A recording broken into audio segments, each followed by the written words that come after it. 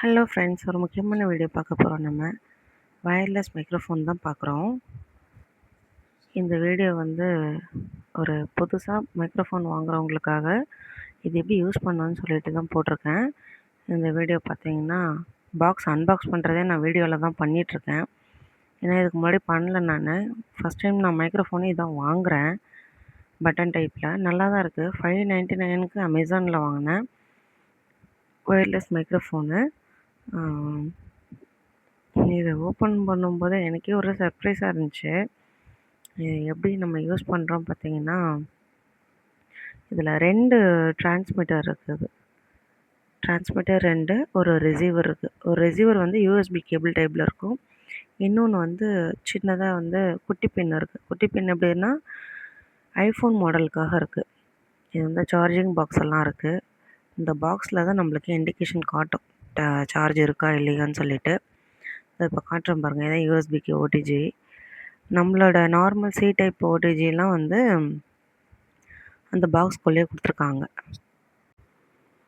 நான் சொன்ன மாதிரி இதுதான் வந்து பாக்ஸ், மெயின் பாக்ஸே. 2 டிரான்ஸ்மிட்டரு, ஒரு ரிசீவர் இருக்கும். இந்த ரிசீவர் தான் ஓடிஜி கேபிள்.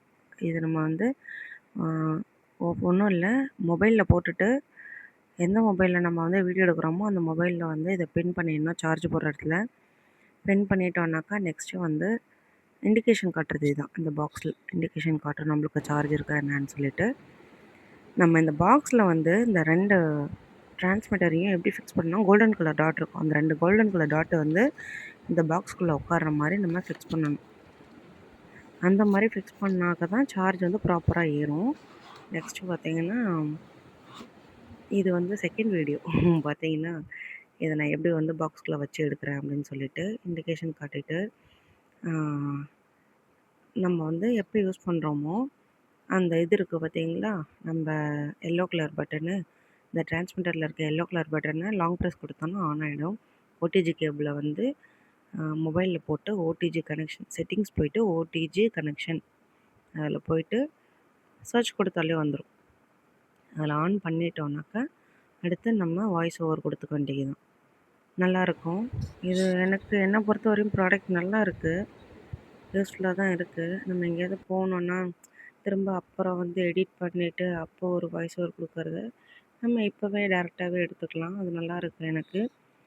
நீங்களும் உங்களுக்கும் வேணும்னா தாராளமாக வாங்கி யூஸ் பண்ணுங்கள். நல்லாயிருக்கு. நான் அமேசானில் தான் வாங்கினேன். இதை பாருங்கள், 2 இண்டிகேஷன் காட்டுது பாருங்கள்.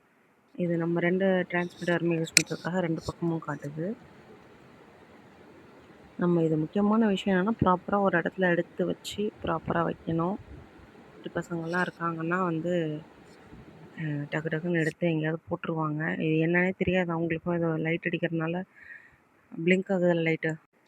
ஸோ ஃப்ரெண்ட்ஸ், வீடியோ பிடிச்சிருந்ததுன்னா தயங்காமல் சப்ஸ்கிரைப் பண்ணுங்கள், லைக் பண்ணுங்கள், ஷேர் பண்ணுங்கள். வந்து புதுசாக தான் சேனல் ரன் பண்ணிகிட்ருக்கோம்.